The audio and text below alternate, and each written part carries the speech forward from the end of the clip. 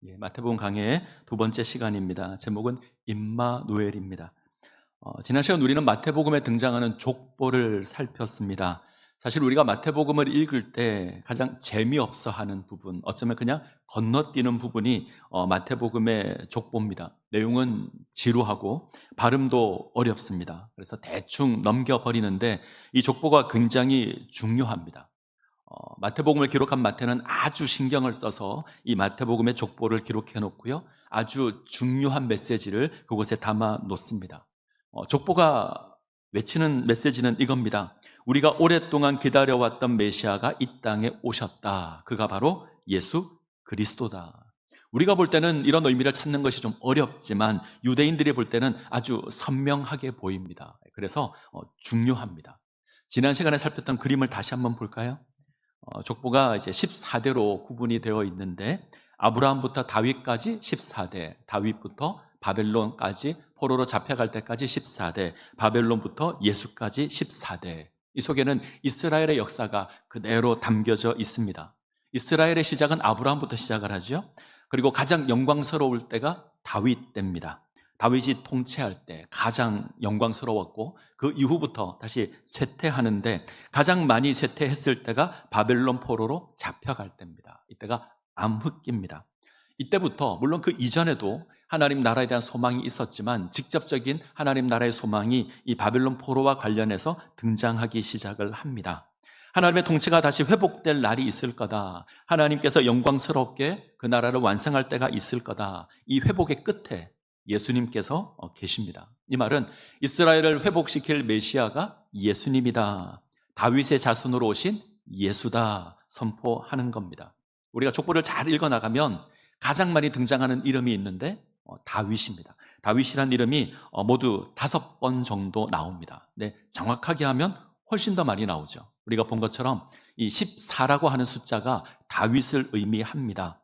히브리어 철자로 보게 되면 다윗은 달렛, 와우, 달렛 이렇게 되어 있고요. 이 달렛이라는 알파벳은 4번째 알파벳이고 와우라고 하는 알파벳은 6번째, 다시 4번째, 합쳐서 14가 됩니다. 우리가 볼 때는 이게 무슨 암호처럼 보이지만 이스라엘 백성들에게는 굉장히 친숙한 그런 표현입니다. 어쩌면 우리는 이렇게 물을 수 있습니다. 목사님, 성경을 이렇게까지 계산해서 보아야 합니까? 물을 수 있는데, 예수님 당시 유대인들에게는 아주 익숙한 겁니다. 그들에게는 친숙한 메시지입니다. 지금 성경이 선포하는 건, 족보가 선포하는 건 구약에 예언된 다윗의 자손이 이 땅 가운데 오셨다. 그가 예수 그리스도시고 그가 이스라엘을 구원할 거다. 이것이 이 족보에 담겨 있는 메시지입니다. 그리고 이제 그 다음 내용이 오늘 우리가 읽은 본문의 내용인데, 오늘 본문은 좀 황당한 사건으로 시작을 하죠. 예수님의 어머니 마리아가 요셉과 약혼한 상태에서 임신한 것이 드러납니다. 결혼한 것은 아닙니다. 약혼만 했습니다. 물론 우리보다 이 이스라엘의 문화에서는 약혼은 거의 결혼과 동일시할 정도로 의미가 강합니다. 하지만 함께 살지 않았는데 마리아에게 아이가 생겼습니다. 누가 황당할까요? 마리아에게 아이가 생기면 누가 제일 황당하죠? 요셉이 황당할 겁니다. 아무리 생각해도 이해가 안 됩니다. 속도 위반을 한 것도 아니고, 그런데 아이가 생겼습니다. 근데 더군다나 자기 아이는 아닙니다. 요셉은 아마 당연히 불륜을 생각했을 겁니다. 자, 18절 19절 볼까요? 18절 19절 같이 읽습니다. 예수 그리스도의 나심은 이러하니라. 그의 어머니 마리아가 요셉과 약혼하고 동거하기 전에 성령으로 잉태된 것이 나타났더니 그의 남편 요셉은 의로운 사람이라 그를 드러내지 아니하고 가만히 끊고자 하여. 잉태된 것이 드러나자 요셉은 끊으려고 합니다. 자, 뭘 끊으려고 했을까요? 결혼 관계를 끊으려고 합니다. 파혼하려고 하는 겁니다. 어떤 남자가 용납을 하겠습니까? 그래서 파혼하려고 합니다. 자, 성경은 요셉이 이렇게 행동하는 이유가 있는데 그가 의로웠기 때문이다. 그가 의로운 사람이어서 이렇게 하려고 했다. 이때 의로움은 율법을 지키는 의로움입니다. 율법 지키는 것을 아주 중요하게 생각하는 그 요셉이었습니다. 성경은 이것을 의롭다라고 하는데 이 요셉과 약혼한 마리아가 임신을 한 겁니다. 용납이 안 되죠. 율법대로 하면 돌에 맞아서 죽어야 하는 큰 죄입니다. 용납할 수 없죠. 그래서 가만히 끊으려 합니다. 이건 결혼 관계를 끊겠다, 파혼하겠다. 요셉 입장에서는 충분히 할 수 있는 행동입니다. 가만히 끊겠다 이 말은 소란스럽지 않게 파혼하겠다. 어떤 사람은 마리아를 생각해서 마리아를 보호하기 위해서 이렇게 한 것 아니냐 말할 수 있습니다. 충분히 그럴 수 있습니다. 공개적으로 비난받는 자리에 세워서 파혼하는 것보다는 나을 겁니다. 근데 사실 큰 차이가 없다 이런 생각이 듭니다. 당장은 소란스럽지 않겠지만 결국 사람들은 마리아가 왜 파혼당한지 알 겁니다. 그리고 수근수근 할 겁니다. 그리고 수치가 드러나게 될 겁니다. 지금 요셉은 율법에 따라서 행동합니다. 자, 20절 같이 읽습니다. 이 일을 생각할 때에 주의 사자가 현몽하여 이르되 다윗의 자손 요셉아 내 아내 마리아 데려오기를 무서워하지 말라. 그에게 잉태된 자는 성령으로 된 것이라. 요셉이 가만히 끊고자 했을 때, 요셉이 파혼하고자 했을 때 천사가 나타나서 마리아가 잉태된 것이 성령으로 말미암아 잉태된 것이다 알려줍니다. 그리고 데려오는 것 두려워하지 말라고 합니다. 그래서 요셉이 마리아를 데려옵니다. 이게 오늘 본문의 내용입니다. 오늘 본문에서 우리가 주목해야 될 것이 있는데 천사가 고백하는 이 아이의 이름입니다. 두 가지 이름이 등장합니다. 하나는 예수, 또 하나는 임마누엘. 이 두 가지가 오늘 본문의 말씀을 이해하는 가장 중요한 핵심입니다. 이 두 이름은 예수라는 이름과 임마누엘이라는 이름은 메시아가 어떤 존재인가 우리에게 소개하고 있는 그런 의미가 있습니다. 자, 1장 21절 같이 읽습니다. 아들을 낳으리니 이름을 예수라 하라. 이는 그가 자기 백성을 저희 죄에서 구원할 자이심이라 하니라.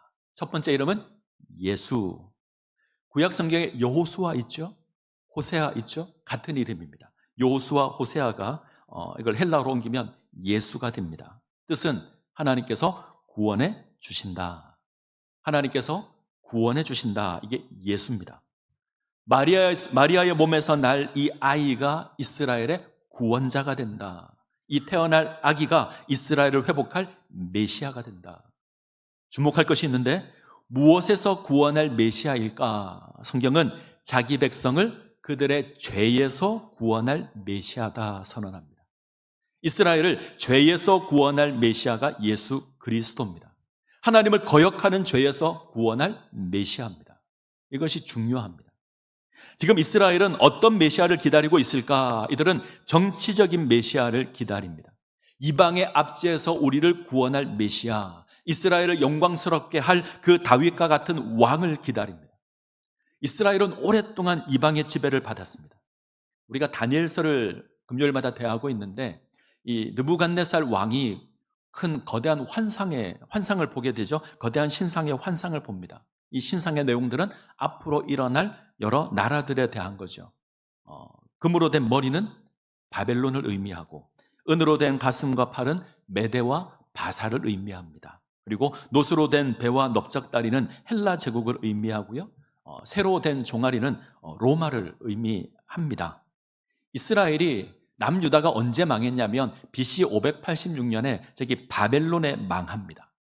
바벨론에 망한 이 유다가 이스라엘은 이후 메대, 바사, 헬라, 로마 이르기까지 계속 이방 민족의 지배를 받습니다. 바벨론의 지배를 받고요. 메대의 지배를 받고 바사의 지배를 받습니다. 헬라 제국의 지배를 받습니다. 지금은 로마의 지배를 받고 있습니다. 이스라엘은 끊임없이 이방 세력에 의해서 지배를 받고 있습니다.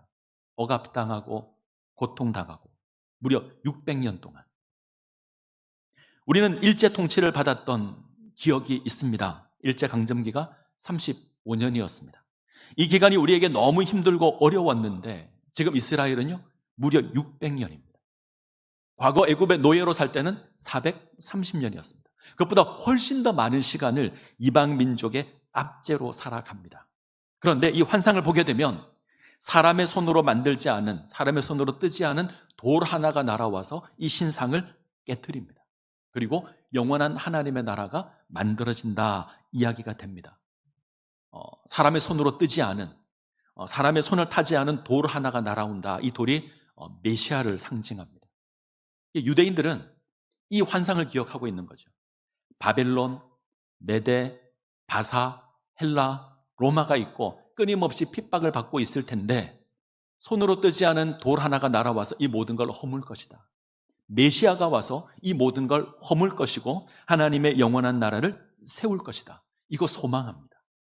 그래서 메시아는 어떤 메시아이었냐 하냐면 이방 나라를 무찌를 수 있는 메시아, 로마의 압제로부터 구원할 수 있는 메시아, 다윗과 같이 이방 나라를 정복할 메시아. 그러니까 철저히 정치적으로 생각합니다.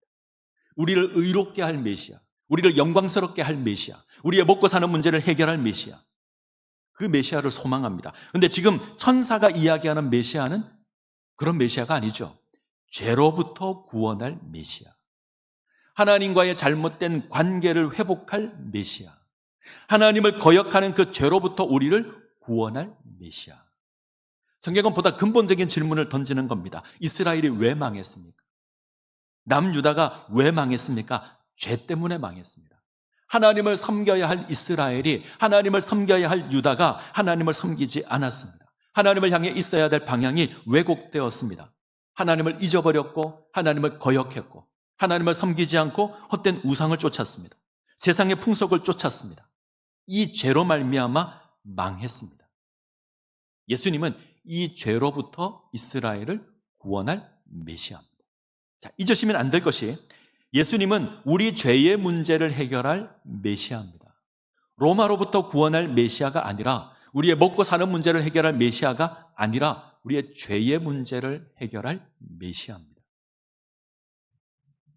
유대인들이 왜 예수를 십자가에 못 박아 죽였을까? 기대와 달랐기 때문입니다. 저들은 정치적인 메시아를 기대했는데 예수는 그런 메시아가 아니었습니다. 예수님은 끊임없이 이스라엘을 책망했고 질책했고 그것으로 말미암아 분노한 이스라엘이 예수님을 십자가에 못 박아 죽였습니다. 기대와 달랐기 때문입니다.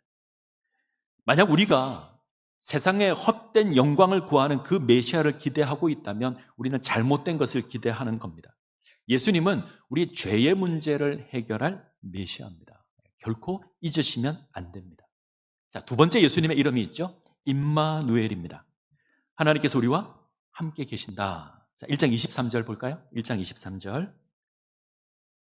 같이 읽겠습니다. 보라, 처녀가 잉태하여 아들을 낳을 것이요 그 이름은 임마누엘이라 하리라 하셨으니 이를 번역한즉 하나님이 우리와 함께 계시다 함이라. 임마누엘, 하나님이 우리와 함께 계신다. 이 이름은 하나님께서 우리를 죄로부터 구원하실 것인데 어떻게 구원하실까를 보여주는 이름입니다. 그 방법은 하나님께서 우리와 함께 하시는 것으로, 하나님께서 우리와 함께 하는 것으로 우리를 죄로부터 건져내실 겁니다. 우리가 아는 것처럼 말씀이 육신이 되어 우리 가운데 거하시는 것으로 우리를 건져내십니다. 자, 이사야 7장으로 한번 가볼까요? 이사야 7장 10절부터 14절인데 찾겠습니다. 자막이 없을 겁니다. 이사야 7장 10절부터 14절.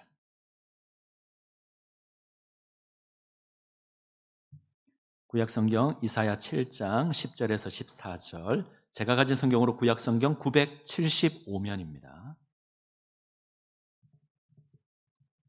이사야 7장 10절로 14절까지. 자, 교독하겠습니다. 10절을 제가 먼저 읽습니다. 여호와께서 또 아하스에게 말씀하여 이르시되,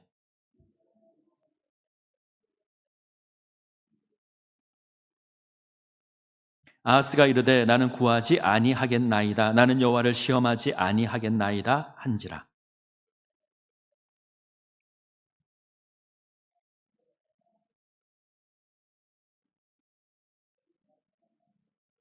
같이 읽습니다. 그러므로 주께서 친히 징조를 너희에게 주실 것이라. 보라, 처녀가 잉태하여 아들을 낳을 것이요 그의 이름을 임마누엘이라 하리라.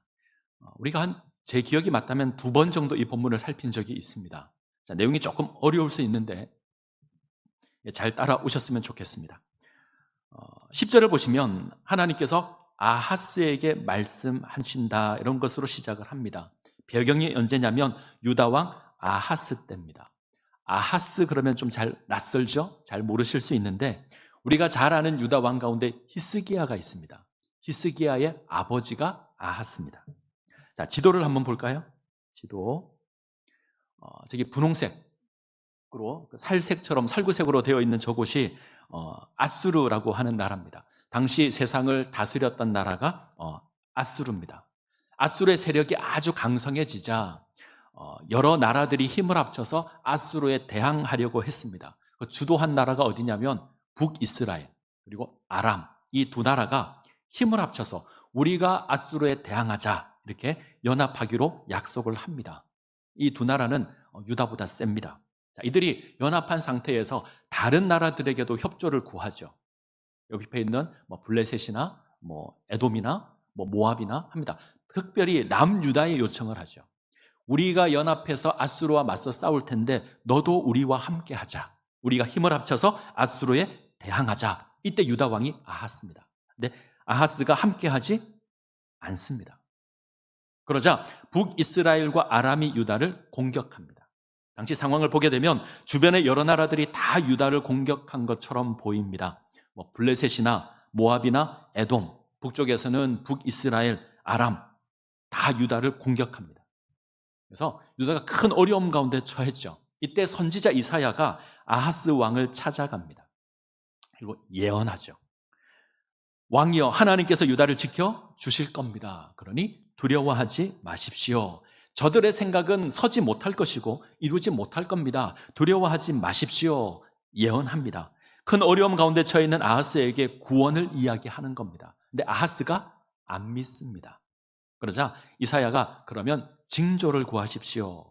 어떤 징조라도, 하늘에 있는 징조든 땅에 있는 것이든 구하면 보여주겠습니다 라고 합니다. 이때 아하스가 어떤 징조를 구했을까요?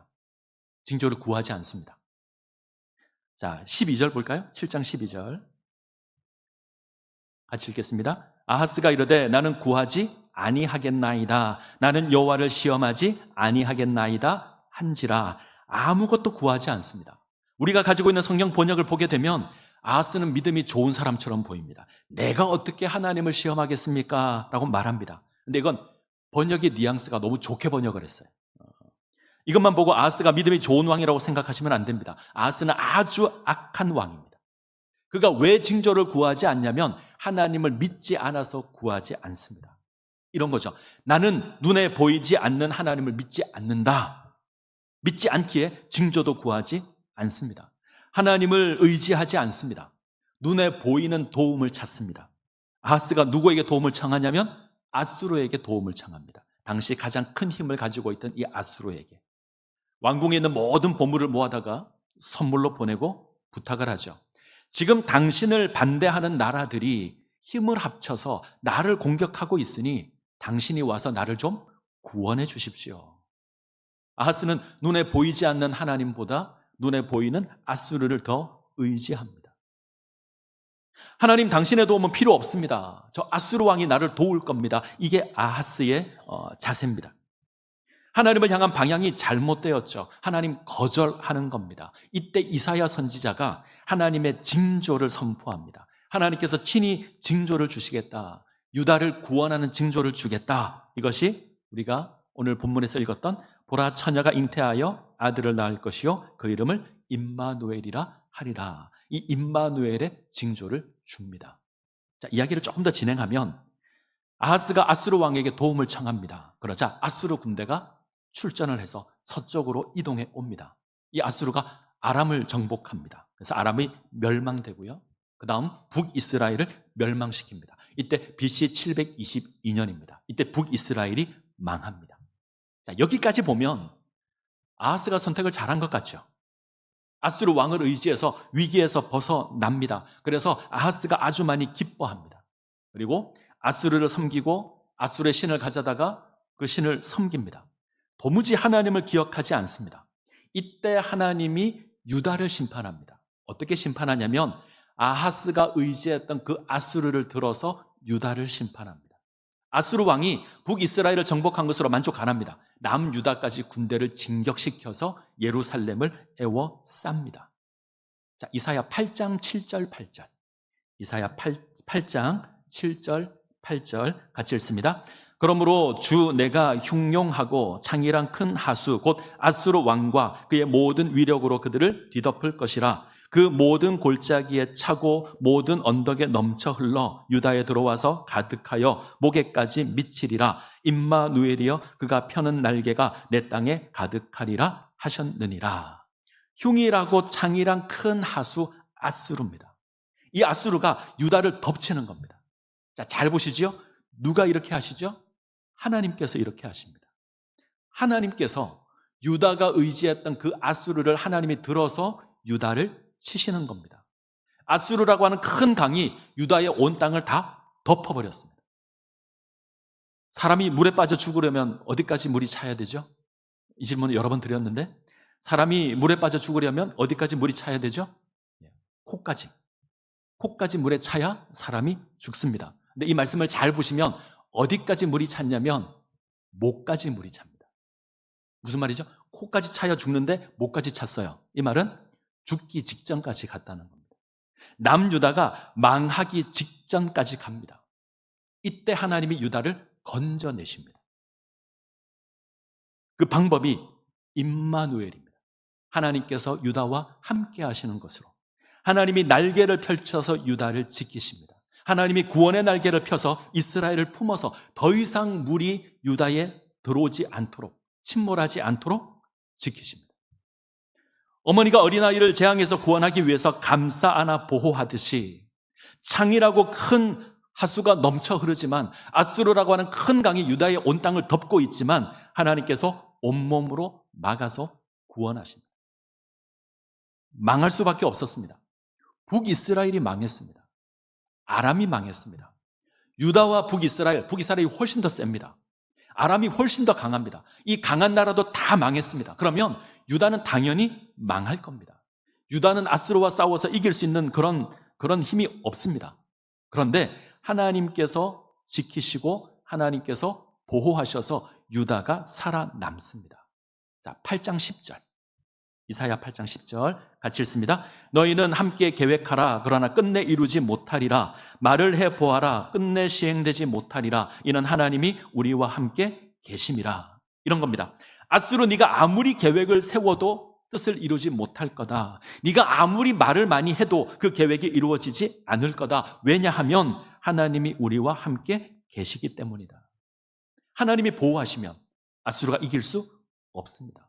그 하나님의 구원하는 방법이 하나님께서 함께 하시는 겁니다.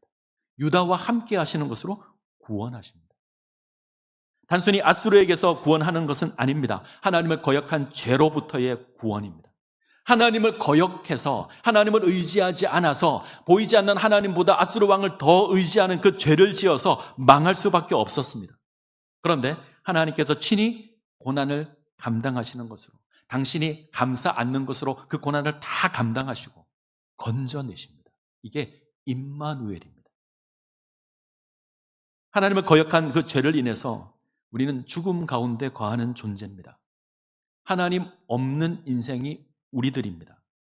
우리는 물이 목에까지 찬 수준이 아닙니다. 이미 물이 우리를 다 덮어서 우리는 이미 죽었습니다. 에베소서를 보면 허물과 죄로 우리는 죽었습니다. 하나님 없는 인생을 살았고 본질상 진노의 자녀가 우리들입니다. 하나님께서 이러한 우리를 구원하시는데 그 방법이 임마누엘입니다.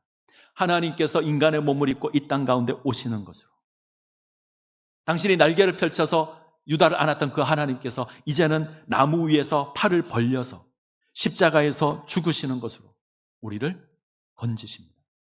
하나님께서 친히 십자가를 지고 고난을 당하시고 고통당하시고 죽임을 당하시는 것으로 우리를 구원하십니다. 우리가 아직 죄인 되었을 때에 그리스도께서 우리를 위하여 죽으심으로 하나님께서 우리에게 대한 자기 사랑을 확증하셨습니다. 우리가 아직 죄인 되었을 때에, 이 말은 우리가 하나님을 거역했을 때에, 우리에게 아무 소망이 없었을 때에, 우리가 이미 물 가운데 침몰되어서 이미 우리가 죽었을 때에 하나님 어떻게 하시죠?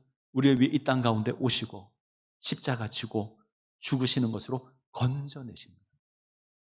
그 메시아의 이름이, 그 그리스도의 이름이 임마누엘입니다. 정리를 하죠. 오랫동안 구약 선지자들을 통해서 예언되었던 그 구원자가 이 땅에 왔습니다. 우리를 죄에서 구원할 구원자가 이 땅에 오셨습니다. 그가 이 땅 가운데 임하여서 우리를 죄에서 건져내실 겁니다. 하나님을 거역한 죄에서 건져내실 겁니다. 놀라운 구원의 역사를 이루실 겁니다. 그가 예수님입니다. 그가 임마누엘입니다. 이 놀라운 구원을 인해서 우리가 해야 될 일이 있습니다. 오늘 본문에서 우리에게 요구하는 것이 있습니다. 마리아를 데려오는 겁니다. 예수를 잉태한 그 마리아를 데려오는 겁니다. 하나님의 놀라운 구원의 역사를 받아들이는 겁니다. 인정하는 겁니다. 내가 이해되지 않고 아무리 생각해도 이해되지 않는 것이지만 그것을 받아들이고 순응하는 겁니다. 아이를 잉태한 마리아를 데리고 오는 겁니다. 죄는 우리의 힘으로 해결되지 않습니다. 우리가 아무리 의롭고 우리가 아무리 괜찮은 사람이라고 할지라도 우리는 죄로부터 자유할 수 없습니다. 요셉을 보시죠. 율법적으로 의로웠던 사람인데 고작 그가 하고 있는 것 하나님의 구원의 역사를 끊으려고 하는 게 답니다. 인생은 그런 겁니다. 오직 하나님의 은혜를 받아들일 때 죄의 문제가 해결될 겁니다. 마리아를 데리고 와야 합니다. 그리고 그것으로 하나님의 놀라운 구원의 역사에 동참해야 합니다. 이게 쉬울까요? 아니요, 어려울 겁니다. 예수 믿는 건 굉장히 어렵습니다. 상식적으로 이해가 안 되잖아요. 처녀가 아이를 낳는다는데 그것이 어떻게 이해됩니까? 결혼한 적도 없는데, 관계를 맺은 적도 없는데 아이를 잉태합니다. 이 상식을 넘어서는 겁니다. 우리 이성으로는 도무지 이해할 수 없는 겁니다. 나아가서 예수가 나의 죄를 대신하여서 십자가에서 죽임을 당했다. 그것으로 말미암아 내가 구원을 받는다. 우리 인간적인 생각으로 하면 이해가 안 되잖아요. 때문에 사람들은 인정하지 않고 끊으려고 합니다. 도무지 이해되지 않고 용납되지 않아서 가만히 끊으려고 합니다. 아니, 가만히가 아니고 노골적으로 끊어버리려고 합니다. 아울러 그건 두려운 겁니다. 요셉은 마리아 데려오는 것을 두려워합니다. 왜 그랬을까? 유대인들의 약혼은 우리보다 훨씬 더 의미가 강합니다. 그냥 결혼 이렇게 생각해도 괜찮습니다. 같이 살지만 않지만 거의 결혼입니다. 그런데 이 약혼을 하면 결혼식을 할 때까지 함께 생활하지 않습니다. 구분되어 있는 거죠. 나름대로 정절을 지키는 겁니다. 자, 그런데 아이가 태어난다고 생각을 해보죠. 약혼을 했고 정절을 지키는 기간인데 결혼하기 전에 아이가 태어난다. 사람들이 어떻게 생각할까요? 요셉의 아이라고 생각을 했을까요? 아니라고 생각을 했을까요? 어느 쪽이라고 하더라도 불편함을 감수해야 합니다. 사람들은 조롱할 겁니다. 만약 요셉의 아이라면 요셉이 부부 간의 정결의 시간을 지키지 못한 겁니다. 율법을 온전히 지키지 못한 것이 될 겁니다. 사람들은 조롱할 겁니다. 만약 요셉의 아이가 아니라고 한다면 마리아가 불륜을 저지른 것이 되죠. 수치를 받을 겁니다. 불편합니다. 근데 요셉이 마리아를 데려오는 건 이 모든 것 감수하겠다는 겁니다. 감당하겠다는 겁니다. 사람의 비난이나 조롱도 감수하겠다는 겁니다. 오늘날에 마찬가지일 겁니다. 우리가 예수 믿는 것 세상 사람들이 칭찬하지 않습니다. 조롱할 것이고요. 비난할 것이고요. 손가락질 할 겁니다.